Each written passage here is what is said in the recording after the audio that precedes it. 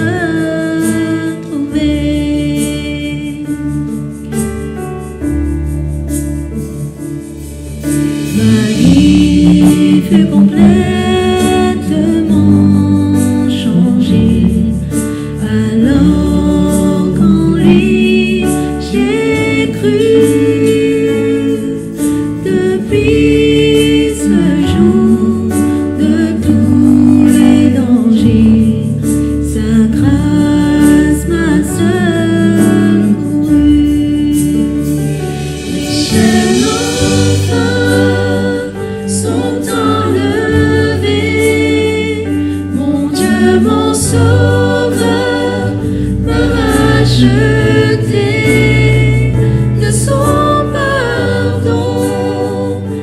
il m'envahit, amour divin, grâce infinie.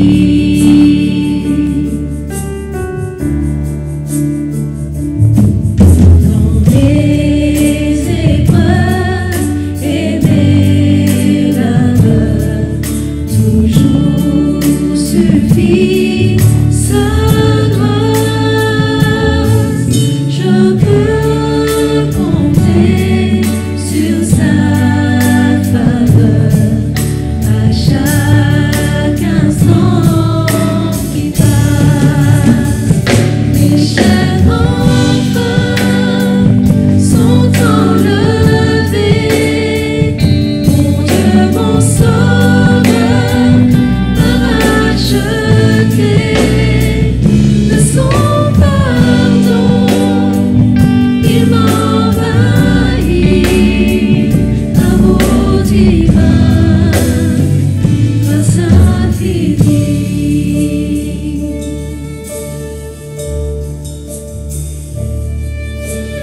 Nous aurons pendant 1000 ans célébré ses louanges. Nous pourrons encore au commencement lui offrir nos hommages. Lui offrir nos hommages, lui offrir nos hommages.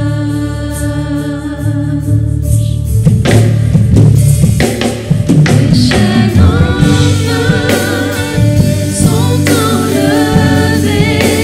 Mon Dieu, mon Sauveur, m'a racheté de son pardon. Il m'envahit, amour divin, grâce infinie. Les chaînes enfin sont enlevées. Mon Dieu, mon Sauveur, m'a racheté de son pardon. Il m'envahit, amour divin, grâce infinie. Amour divin, grâce infinie. Amour divin, grâce infinie. Gloire à Dieu. Amen. Voilà, nous allons partager ensemble la parole de Dieu et nous allons poursuivre toujours sur ce même thème que le week-end dernier, la restauration. Et nous avions vu donc ce qui était primordial pour restaurer. Premièrement, c'était l'autel et nous avons parlé de cet autel la semaine dernière, le week-end dernier.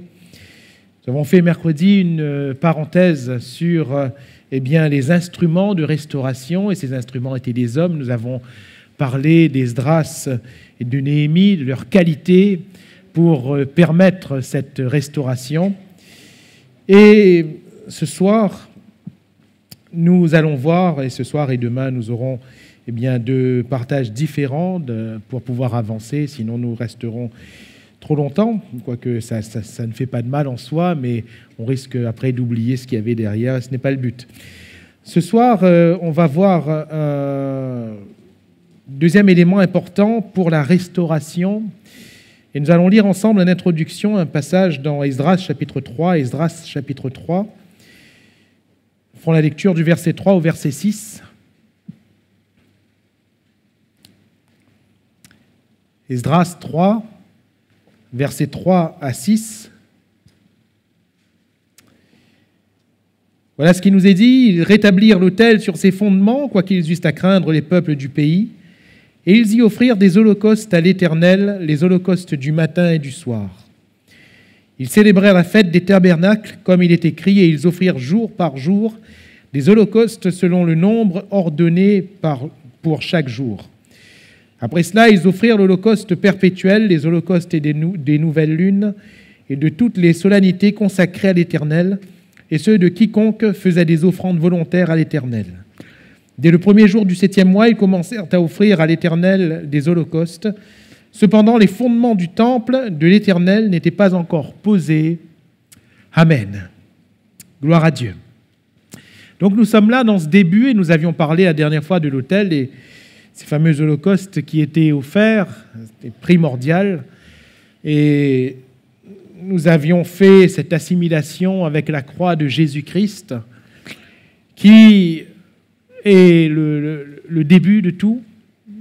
Vous vous rappelez, on avait dit que pour faire ce bâtiment qui était le temple, normalement, quand on commence un bâtiment, on commence par creuser pour ensuite fonder, mais eux, ils vont commencer par l'autel.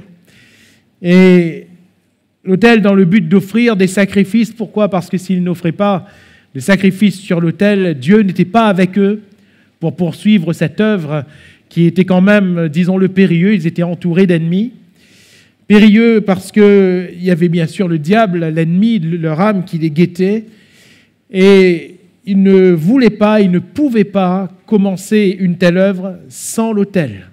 Et de la même manière, frères et sœurs, nous ne pouvons pas entrevoir quelques restaurations sans commencer par la croix de Jésus-Christ. La croix de Jésus-Christ est le début de toute chose.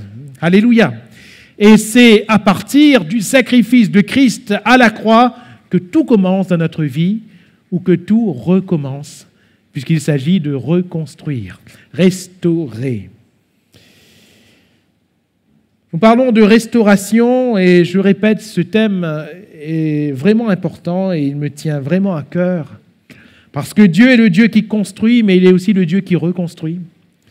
Il est le Dieu qui crée, mais il est aussi le Dieu qui recrée. David va dire cette prière, « Crée en moi un cœur pur et renouvelle en moi un esprit bien disposé. » Alléluia.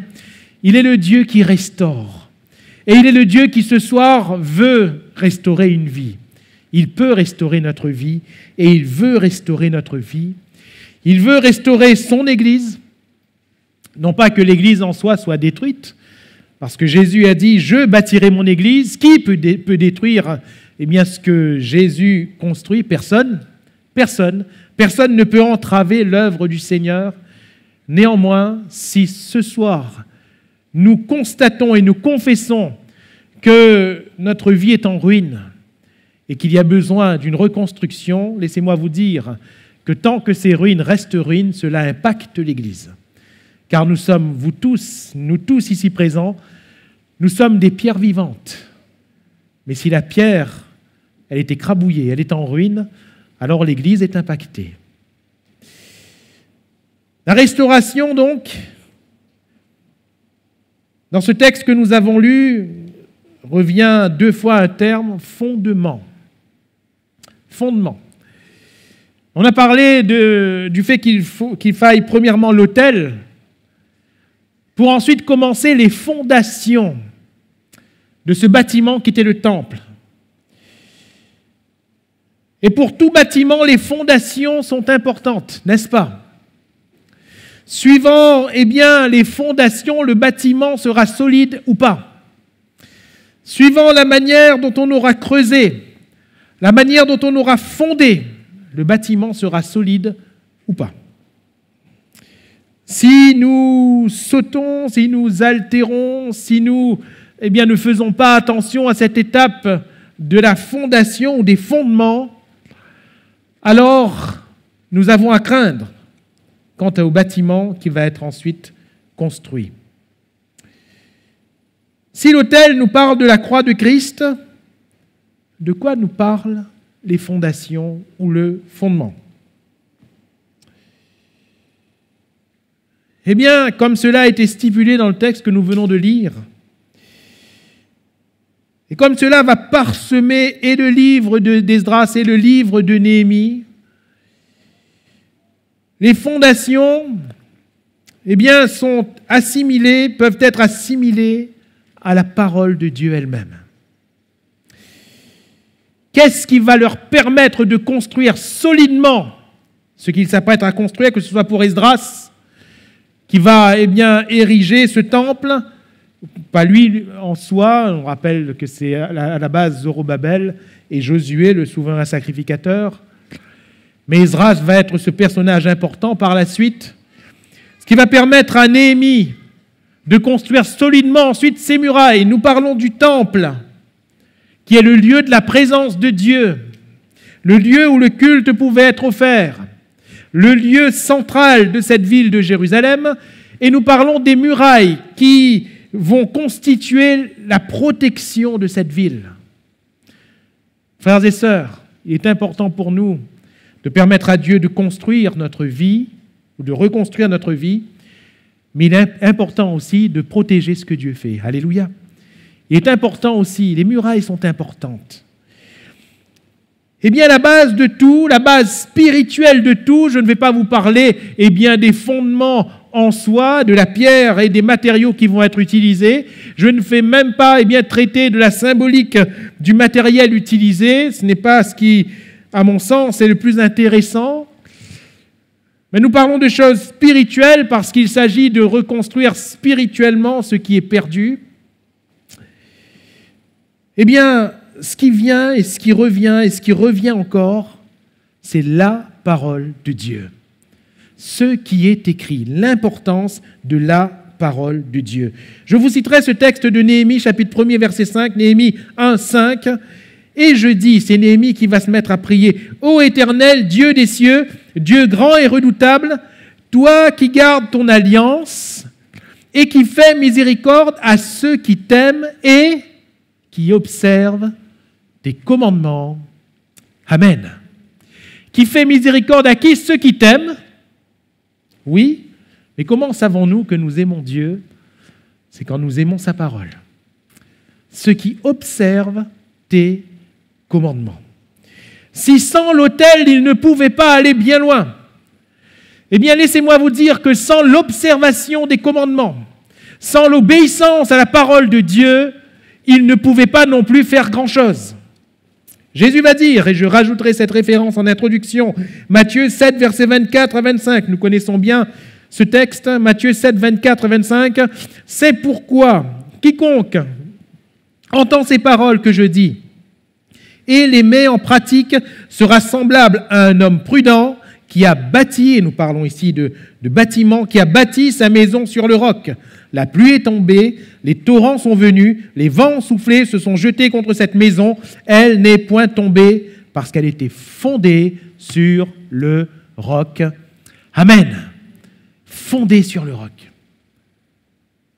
Tel est l'homme ou la femme qui entend les paroles du Christ et qui les met en pratique. Observez les commandements. Mes frères et mes sœurs,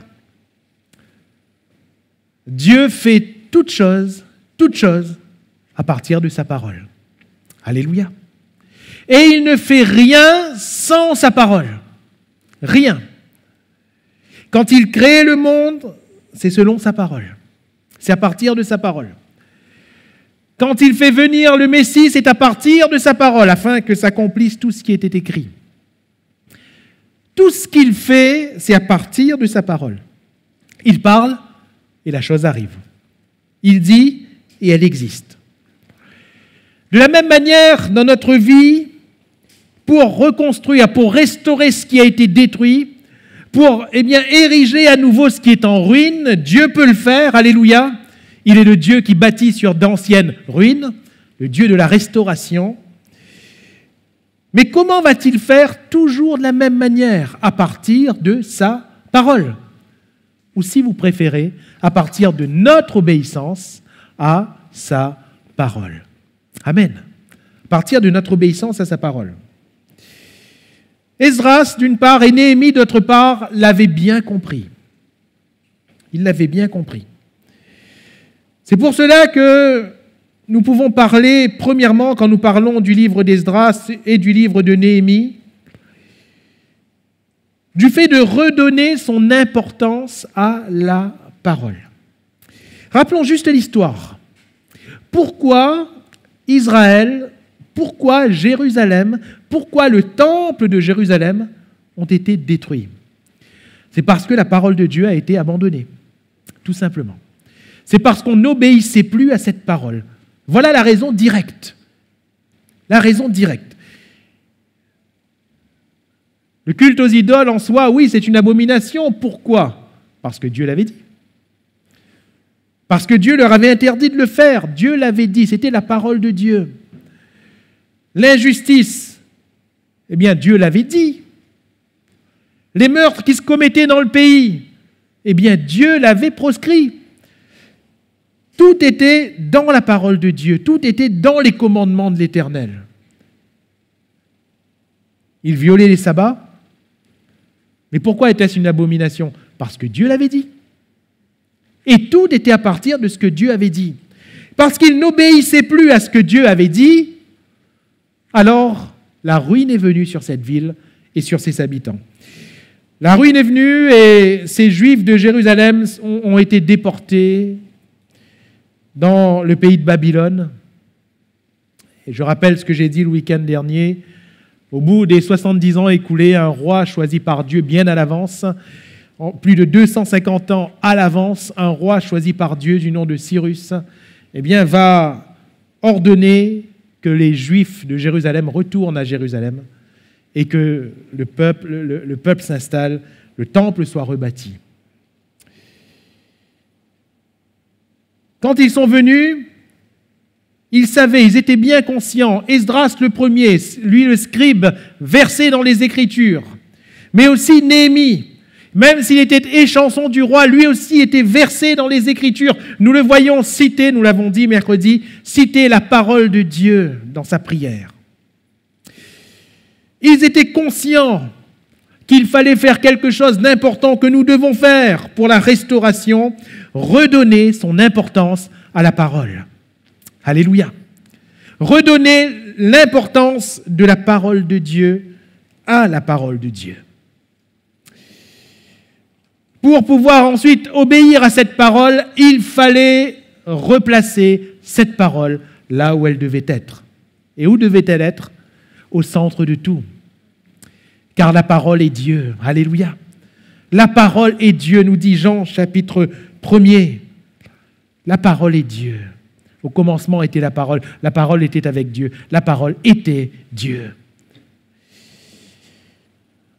Aussi dans Néhémie chapitre 8, versets 5 à 6, Néhémie 8, 5 à 6, Esdras ouvrit le livre à la vue de tout le peuple, car il était élevé au-dessus de tout le peuple. Et lorsqu'il l'eut ouvert, tout le peuple se tint en place. Esdras bénit l'Éternel, le grand Dieu, et tout le peuple répondit en levant les mains, Amen, Amen.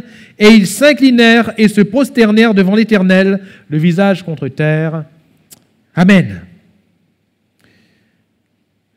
Replacez la parole de Dieu où elle doit être et regardez Esdras avec le livre. Celui qui était important, ce n'était pas Esdras, hein, c'était le livre. C'était le livre. Regardez Esdras avec le livre. Où était-il? Il était élevé. Je ne parle pas d'Esdras encore une fois, je parle du livre. Ce livre était élevé, oui, certes, physiquement, mais aussi symboliquement. Il y avait une estrade qui avait été faite exprès pour cette occasion. Et Esdras était là tenant le livre à la main, le livre de la loi. Et ce livre surplombait tout le monde. Ce livre prenait l'autorité sur tout le monde. Ces paroles étaient placées à nouveau de manière élevée, au-dessus de tout le peuple, nous dit le texte, au-dessus de tout le peuple. Et il fallait redonner l'éminence à cette parole. Alléluia. Mes frères et mes sœurs, dans l'Église, c'est la parole de Dieu qui est éminente. C'est la parole de Dieu qui a autorité. C'est la parole de Dieu qui est au-dessus de tout. Dans notre vie, la parole de Dieu doit retrouver son éminence. La parole de Dieu doit être au-dessus de tout. Alléluia. Au-dessus de tout. Élevons à nouveau la parole de Dieu dans notre vie. Élevons à nouveau les commandements de l'Éternel dans notre vie, parce que rien ne sera possible. Et à partir du moment, et vous l'avez remarqué dans toutes nos conférences, Le moment central, c'est la parole de Dieu. Et ce le sera toujours. Alléluia. Nous bénissons le Seigneur pour les chants, mais le moment central, ce ne sont pas les chants. Nous bénissons le Seigneur pour les dons spirituels, mais le moment central, ce ne sont pas les dons spirituels. Nous bénissons le Seigneur pour tout ce qui se fait pour le repas du Seigneur, que nous espérons reprendre prochainement. Mais ce n'est pas le moment central. J'étais étonné, Ça m'a étonné quand je suis arrivé sur Saint-Louis les premiers mois. Je voyais quand on faisait le repas du Seigneur et qu'après on prêchait, parfois, quand le repas du Seigneur se terminait, on voyait des gens se lever et partir. Je dis, Seigneur, mais c'est quoi ça encore? Vous voyez des gens se lever et partir. On dirait que le plus important, c'était le repas du Seigneur, le pain et le vin. On dirait que c'était le repas du Seigneur. Alors je me souviens, j'avais dit à Johan à l'époque, on va prêcher avant. Voilà. On va prêcher avant. Au moins, s'ils attendent le repas du Seigneur, ils entendront au moins la parole de Dieu. Voilà. Parce que ce qui est plus important, c'est quand même la parole de Dieu. C'est quand même la parole de Dieu. Et la parole de Dieu doit retrouver son éminence. Son éminence. En Néhémie chapitre 8, verset 1er au verset 3, Néhémie 8, 1 à 3. Alors tout le peuple s'assembla comme un seul homme sur la place qui est devant la porte des eaux. Ils dirent à Esdras, le scribe, d'apporter le livre de la loi prescrite par l'Éternel à Israël. Et le sacrificateur Esdras apporta la loi devant l'assemblée, composée d'hommes et de femmes, et de tous ceux qui étaient capables de l'entendre. C'était le 1er jour du 7e mois. Esdras lut dans le livre depuis le matin jusqu'au milieu du jour, sur la place qui est devant la porte des eaux, en présence des hommes et des femmes, et de ceux qui étaient capables de l'entendre. Tout le peuple fut attentif à la lecture du livre de la loi. Amen. Sans la parole, ce n'était pas possible. Et il fallait redonner son importance à la parole. Alors, qu'est-ce qui se passe? À l'occasion de la dédicace de cette muraille, parce que plus qu'il y avait un enjeu beaucoup plus grand que quelques briques, des murailles, des murs, un temple, il y avait un enjeu beaucoup plus grand. C'était le peuple. Alléluia. Est-ce que le Seigneur prenait plaisir dans des pierres? Il a dit, Dieu n'habite pas dans des temples faits de main d'homme. Est-ce que le Seigneur prenait plaisir dans des murailles ou dans des portes bien faites? Non, c'était important en soi, peut-être, pour l'organisation, pour les choses. Oui, c'était important, ça glorifiait le Seigneur, oui. Mais où étaient premièrement les yeux de l'Éternel sur son peuple? Et il fallait que la parole de Dieu reprenne sa place au milieu du peuple de Dieu. Alors, rappelons à partir de ce que nous venons de lire, quelle parole?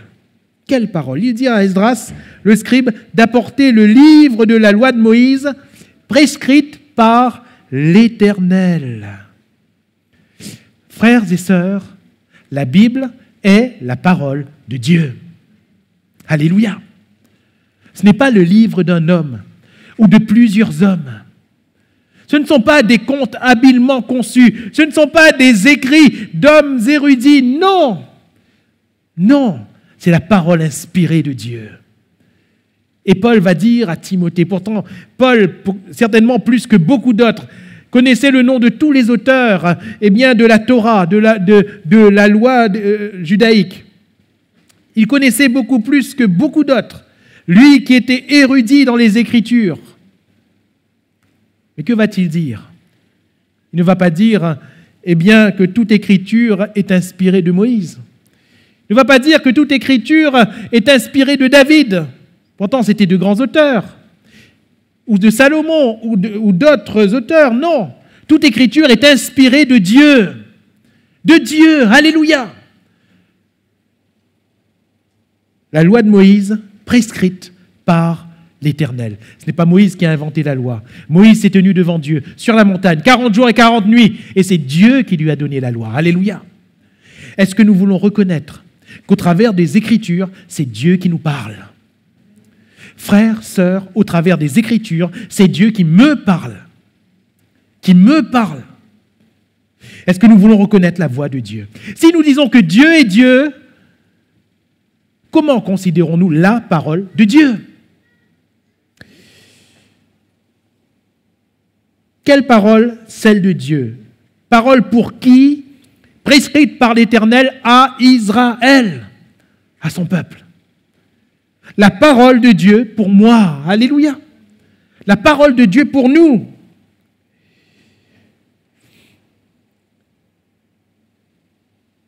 Il nous est donné la précision à 2 reprises dans ce texte.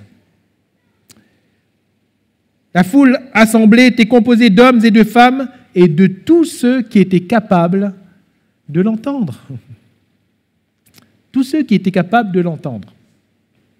Je crois que Dieu fait grâce à ceux qui ne sont pas capables d'entendre. C'est pour cela que nous avons, par la grâce de Dieu, le club pour les enfants, que nous espérons aussi reprendre très prochainement. Parce que les enfants ne sont pas forcément capables d'entendre ce que nous partageons ce soir. Dans le sens où ils n'auront pas peut-être les moyens intellectuels de tout comprendre, de tout saisir. Il est important que les enfants aient une nourriture à leur niveau. Il est important qu'il leur soit dispensé la parole de Dieu avec leurs mots. Et c'est ce qu'on s'emploie à faire avec les moniteurs et monitrices. Mais nous, ce soir, pour les plus grands parmi les enfants, les adolescents, les préadolescents, les adolescents, les adultes, même les personnes âgées, nous sommes capables d'entendre. Nous sommes capables d'entendre. Et c'est Dieu qui nous rend capables d'entendre, afin que nous puissions y obéir. Alléluia.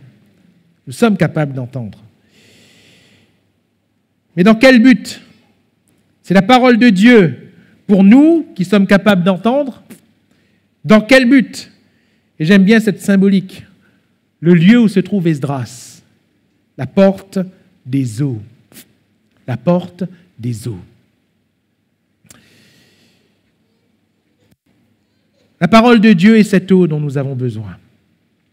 La parole de Dieu est cette eau dont notre âme a besoin. Vous savez, il y avait une fête en Israël qui s'appelait la fête des eaux. Et les textes des prophètes étaient cités à l'occasion de cette fête. Et c'est à l'occasion de cette fête, quand il est dit que Jésus, le grand jour de la fête, il va leur dire, « Venez à moi, vous tous qui avez soif. Et celui qui vient à moi, je lui donnerai de l'eau vive. » Alléluia. De l'eau vive. De l'eau. Et quelle est cette eau? C'est l'eau de la parole de Dieu, qui peut désaltérer notre âme, qui peut étancher notre soif. Cette femme samaritaine avait besoin d'eau. Elle venait tous les jours à ce puits. Mais Jésus va lui dire, tu viens, tu es venu, mais tu reviendras encore à ce puits. Car celui qui boit de cette eau-là aura encore soif. Tant que nous buvons aux eaux de ce monde, nous aurons encore soif. Tant que nous buvons aux eaux des paroles des hommes, nous aurons encore soif.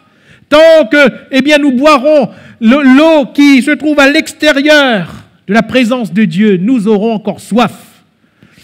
Mais si nous buvons de l'eau que Dieu nous donne, Jésus va dire que nous n'aurons plus jamais soif. Et cette eau, c'est la parole de Dieu. Alléluia. C'est la parole de Dieu, la porte des eaux. Cette eau désaltère notre âme. Cette eau peut nous laver.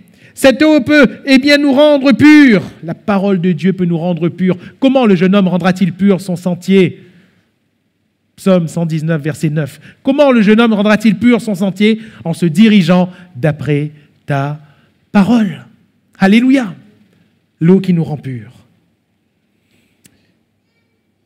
La parole de Dieu pour nous, afin de désaltérer notre âme et de nous rendre purs.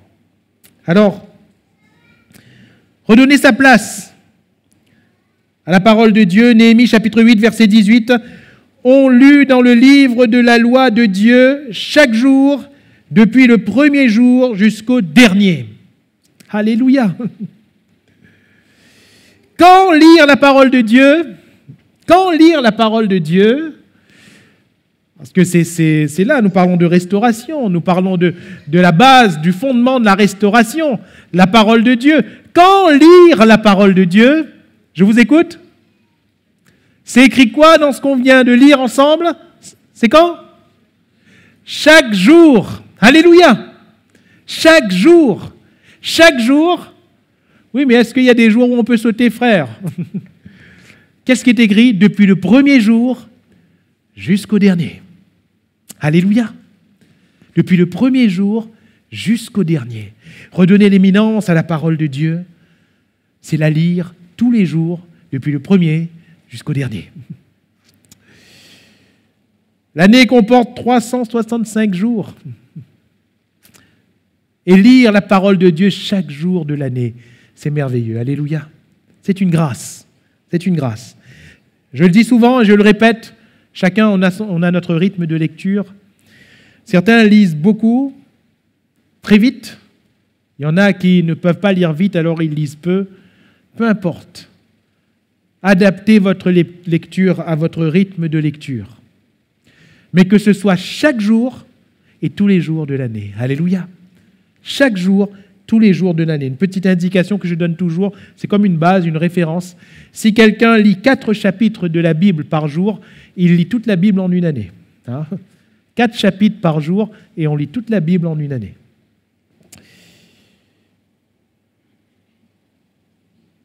Néhémie 9.3 nous donne encore une indication sur la place que l'on donne, l'importance que l'on donne à la parole de Dieu.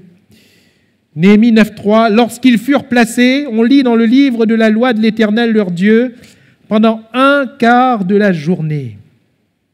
Pendant un quart de la journée.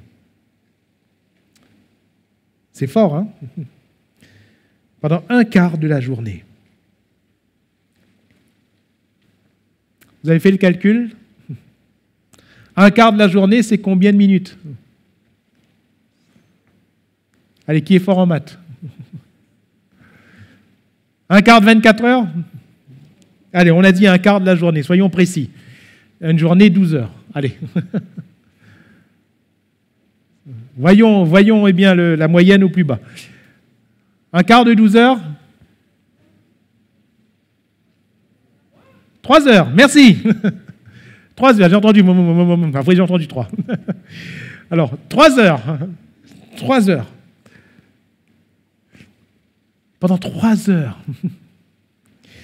Est-ce que nous sommes capables de lire la Bible pendant 3 heures? Tes frères, on a trop à faire, vous faites la journée? Ouais. Peut-être que 3 heures, ça constitue beaucoup. Je l'ai déjà fait, moi, personnellement, pas trop souvent, mais j'ai déjà fait personnellement de lire la Bible pendant plusieurs heures. Mais admettons que nos journées soient remplies. Est-ce que nous sommes capables? Jésus va dire à Pierre, tu n'as pu veiller 1 heure avec moi. Est-ce que nous sommes capables de lire la Bible pendant 1 heure? Est-ce que nous aimons suffisamment la parole de Dieu pour la lire? Si on a le temps, allez, si on n'a pas le temps, on va réduire.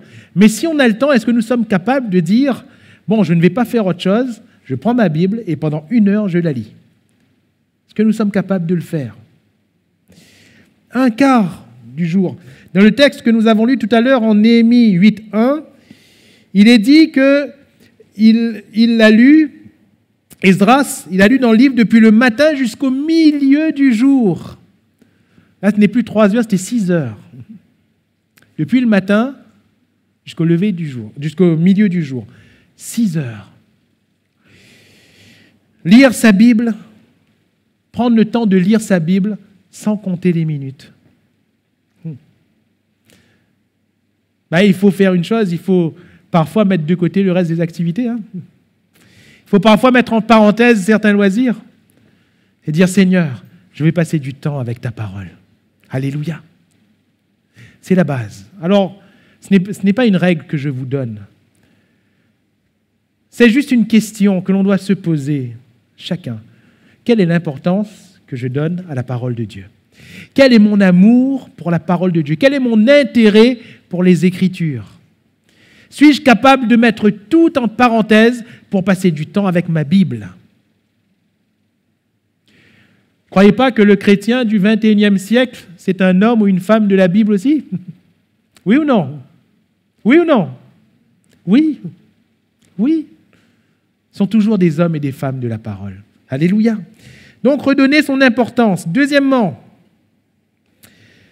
l'enseignement de la parole. C'est ce qui va aussi parsemer Esdras et Néhémie, l'enseignement de la parole. Et quand on parle de l'enseignement de la parole, il y a la parole, c'est-à-dire ce qui est écrit, et il y a son explication. Son explication. Néhémie 8, versets 7 à 8. Néhémie 8, versets 7 à 8. Josué, Bani, Shérébia, Yamin, Akoub, Shabbetai, Odija, Maaseja, Kelita, Azaria, Josabad, Hanan, Péladja et les Lévites, de merveilleux prénoms pour ceux qui attendent des enfants, expliquaient la loi au peuple et chacun restait à sa place. Ils lisaient distinctement dans le livre de la loi de Dieu et ils en donnaient le sens pour faire comprendre ce qu'ils avaient lu. Amen.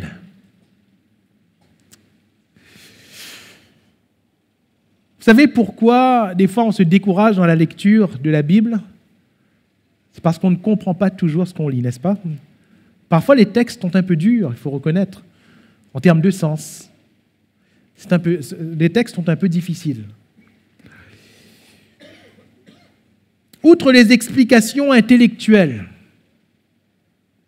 parce que ce n'est pas ce qui est plus important. Je crois que le plus important, c'est dans les textes que nous lisons de bien comprendre qui est le Seigneur. Qui est le Seigneur? Rappelez-vous cet eunuque éthiopien? Il est en train de lire Isaïe 53. Comme un agneau qu'on mène à la boucherie. Comme une brebis muette. Devant ceux qui l'attendent, il n'a point ouvert la bouche. Il est en train de lire ça. Il ne comprend pas. Et Philippe s'approche de lui, poussé par l'esprit. « Comprends-tu ce que tu dis ?» Et il va dire « Mais non, je ne comprends pas. » Comment le pourrais-je si personne ne m'explique? Comment le pourrais-je si personne ne m'explique? Et de qui s'agissait-il? C'est ce que va dire l'eunuque éthiopien. « Mais de qui le prophète parle-t-il? Dis-moi. Est-ce de lui-même ou de quelqu'un d'autre ?» Alors Philippe, commençant par ce passage, va lui exposer le Christ. Et il devait comprendre, cet eunuque éthiopien, que Jésus était cet agneau de Dieu. Que Jésus était cette brebis muette devant ceux qui l'attendent. Et il est parlé de la croix et Philippe va lui exposer la croix. Philippe va lui exposer ce qui concerne Jésus. Parce que ce qui était important pour l'Éthiopien de comprendre, ce n'était pas en quelle année Ésaïe avait écrit ce texte. Ce n'était pas le sens hébreu de ceci ou de cela, le sens du grec de ceci ou de cela. Non, ce qui était important, c'est de comprendre Jésus. Alléluia. C'était de saisir le Christ. Et Philippe va permettre par ses explications à cet homme de saisir le Christ. Vous vous rendez compte, il veut se faire baptiser tout de suite. Il veut se faire baptiser tout de suite. Quelque chose s'est passé dans son cœur. Cet homme s'est converti au salut. Parce que par l'explication de Philippe, cet homme a saisi Jésus. Alléluia. Frères et sœurs, ici, ils expliquaient la loi au peuple. Ils lisaient distinctement dans le livre de la loi et à la lecture, et ils en donnaient le sens pour faire comprendre ce qu'ils avaient lu. Et nous, en tant que ministère don de Christ, je parle bien sûr des pasteurs et de tous les autres enseignants de la parole de Dieu. Notre but est de rendre clair ce qui est obscur et non pas l'inverse, pour que chacun, nous puissions non pas seulement comprendre, c'est important de comprendre ce qui est écrit, oui, mais que nous puissions saisir le Christ. Alléluia. Que nous puissions saisir le Seigneur par les Écritures. Et quand il y a explication, alors il y a compréhension. Et quand il y a compréhension, alors il y a la joie. Alléluia. Néhémie chapitre 8, verset 12. Et tout le peuple s'en alla pour manger et boire, pour envoyer des portions et pour se livrer à de grandes réjouissances. Pourquoi? Ils étaient contents, ils s'envoyaient des portions, car ils avaient compris les paroles qu'on leur avait expliquées. Amen. Ils avaient compris. Ils avaient compris.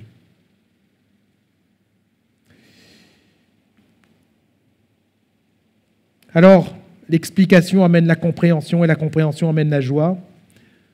Et cette compréhension et cette joie vont produire quoi? Néhémie 8.13, là on est à la suite de Néhémie 8.12.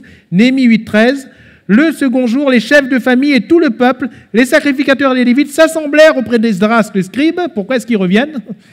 Pour entendre l'explication des paroles de la loi. Alléluia. Et on entre dans un cercle vertueux.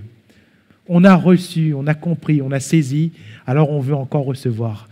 On veut encore comprendre, on veut encore saisir. Alléluia. C'est la parole de Dieu. c'est son enseignement, c'est son explication. Et alors,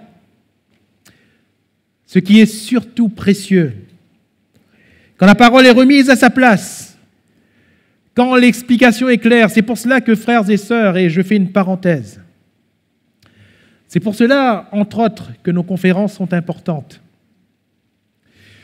Parce que si on reste à la maison et qu'on essaie de comprendre soi-même,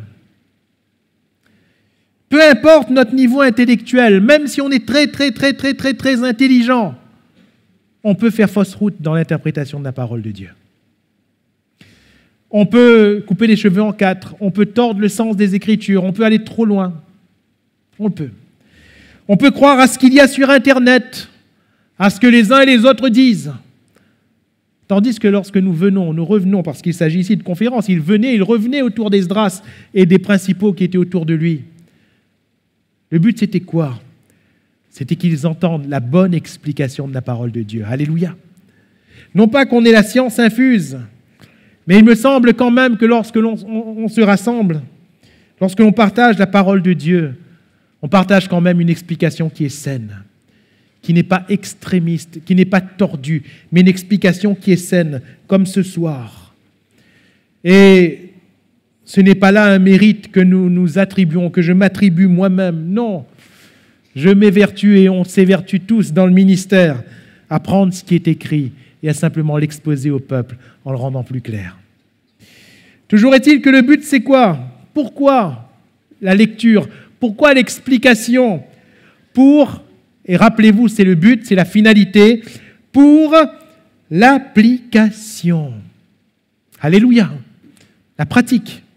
Néhémie 10, verset 29, Néhémie chapitre 10, verset 29, ils promirent avec serment et jurèrent de marcher dans la loi de Dieu donnée par Moïse, serviteur de Dieu, d'observer et de mettre en pratique tous les commandements de l'Éternel, notre Seigneur, ses ordonnances et ses lois. Amen. Ils promirent de marcher dans la loi de Dieu, d'observer et de mettre en pratique tous les commandements. C'est le but. C'est le but. Que l'on prenne des résolutions. Parce qu'on a entendu et on a compris. Que l'on prenne des résolutions en disant « Eh bien, je veux mettre en pratique. » Alléluia. Cela demande premièrement une disposition. Et cette disposition est soulignée dans les Écritures. Et laissez-moi vous dire que concernant la pratique de la parole de Dieu, c'est ce qui revient le plus souvent dans Néhémie et Esdras. Le plus souvent. Pourquoi? C'est parce que c'est ce qui faisait le plus souvent défaut. Et mes frères et mes sœurs, qu'est-ce qui fait le plus souvent défaut dans notre vie? Ce n'est pas la lecture ou l'écoute. Ce n'est pas non plus l'explication. Nous en avons à vendre et à revendre. C'est plutôt la pratique. C'est là où ça pêche le plus. C'est là. Il faut une disposition, frères et sœurs. Il faut de notre part une disposition. Esdras 9, verset 4. Auprès de moi s'assemblèrent, regardez bien ce qui est écrit, tous ceux que faisaient trembler les paroles du Dieu d'Israël. Tous ceux que faisaient trembler les paroles du Dieu d'Israël à cause du péché des fils de la captivité. Tous ceux que faisaient trembler les paroles. Frères et sœurs, et moi je me suis posé tout de suite la question en lisant, ou plutôt en relisant cela. Est-ce que la parole de Dieu me fait encore trembler?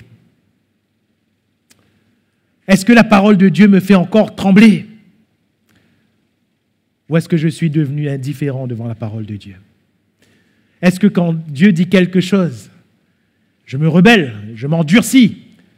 Ou est-ce que je tremble encore aux paroles du Tout-Puissant? Il faut une disposition. Et Esdras va dire dans sa prière, toujours dans le même chapitre, Esdras 9, versets 13 à 14, « Après tout ce qui nous est arrivé à cause des mauvaises actions et des grandes fautes que nous avons commises, quoique tu ne nous aies pas, ô notre Dieu, punis en proportion de nos iniquités, et maintenant que tu nous as conservés, ces réchappés, recommencerions-nous à violer tes commandements et à nous allier avec ces peuples abominables? Recommencerions-nous à violer tes commandements? Je parle toujours de disposition. Le Seigneur nous rappelle ce soir par sa parole ses commandements. Il nous rappelle qu'il nous a dit des choses. Il nous rappelle qu'il nous a demandé de faire des choses et qu'il nous a demandé de ne pas en faire d'autres. Mais ce soir, quelle disposition avons-nous? Si jusqu'à maintenant, quand on a regardé à notre vie spirituelle, peut-être qu'on a vu des ruines, peut-être que le malin a pu détruire facilement. Pourquoi? Parce qu'il n'y avait pas de solidité. Mais allons-nous commettre les mêmes choses? Ou allons-nous dans la repentance? Allons-nous nous dire non, je ne vais pas recommencer à violer tes commandements. Alléluia. Autrement dit, Seigneur, je veux arrêter de désobéir. Disposition. Qui ce soir veut dire Seigneur, je veux arrêter de désobéir. Seigneur, je veux arrêter de faire ce qui est mal.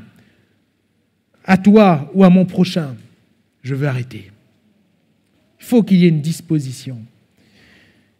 Et on voit qu'à partir de cette disposition, on est capable de faire selon ce qui est écrit. Cette expression revient souvent.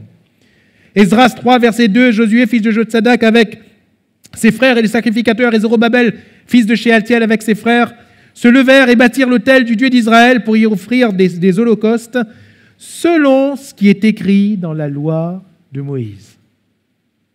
Pas n'importe comment, selon ce qui est écrit.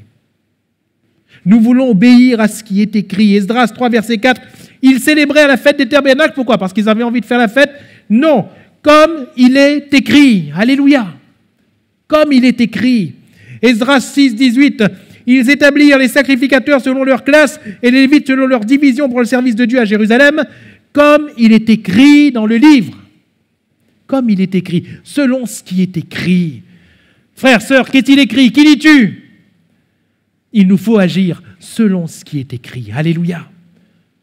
C'est pour cela qu'il faut serrer la parole de Dieu dans son cœur, afin de toujours agir contre elle. Je serre ta parole dans mon cœur, afin de ne pas pécher contre toi. Alléluia. Afin de ne pas pécher contre toi.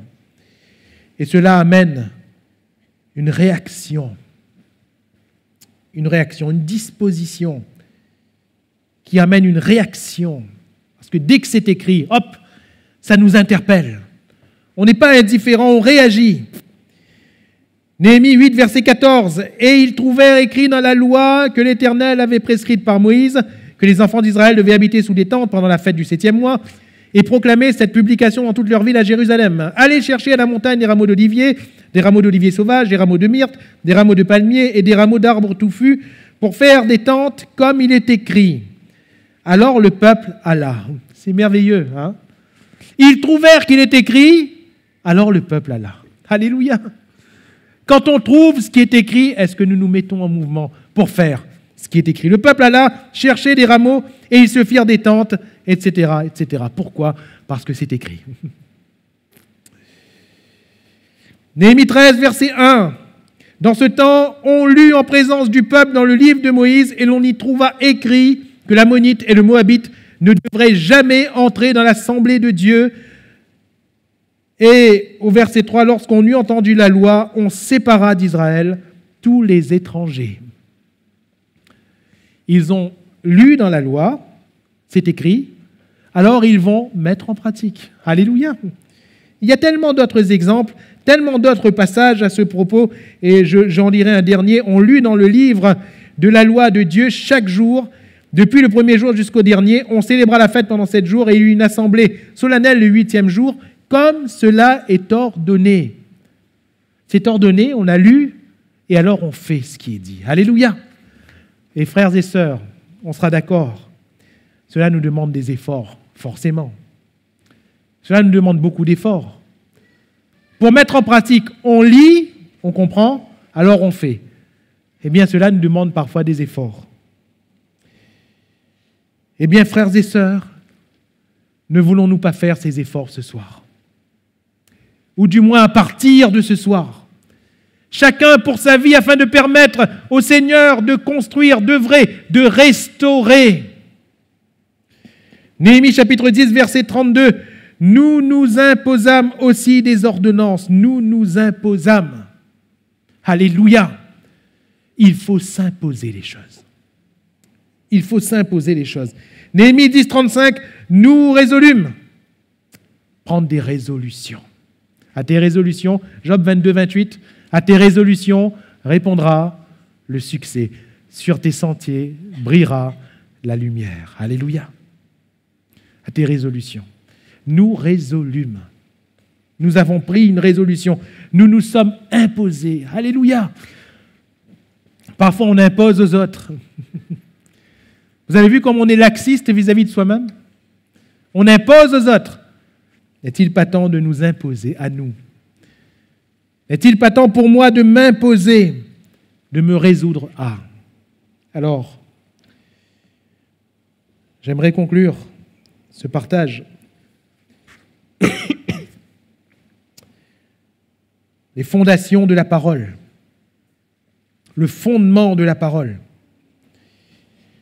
nous conduit à redonner son importance à la parole. Nous conduit à redonner la place à l'enseignement de la parole. Et nous conduit à faire tous nos efforts pour l'application de cette parole. Alors, qu'est-ce qui se passe? C'est alors que le nom de l'Éternel est glorifié. Et je reviens sur Néhémie 8, versets 5 à 6. Esdras ouvrit le livre à la vue de tout le peuple, car il était élevé au-dessus de tout le peuple, la place. Et lorsqu'il l'eut ouvert, tout le peuple se tint en place. Esdras bénit l'Éternel, le grand Dieu.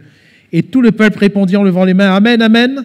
Et ils s'inclinèrent, se prosternèrent devant l'Éternel, le visage contre terre. Qu'est-ce qu'ils ont fait? Ils ont adoré. Alléluia. Ils ont adoré le Seigneur. Quand on redonne la place de la parole de Dieu à la parole de Dieu, son éminence, sa prééminence à la parole de Dieu, alors nous sommes capables d'adorer le Seigneur.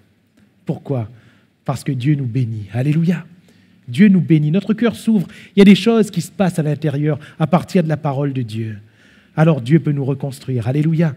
Dieu peut guérir un cœur brisé. Dieu peut réparer ce qui a été brisé dans une vie, dans un foyer, dans une situation. Dieu peut restaurer. Alléluia. Pour nous permettre de l'adorer et pour nous permettre de le célébrer. Alors voulons-nous nous courber quelques instants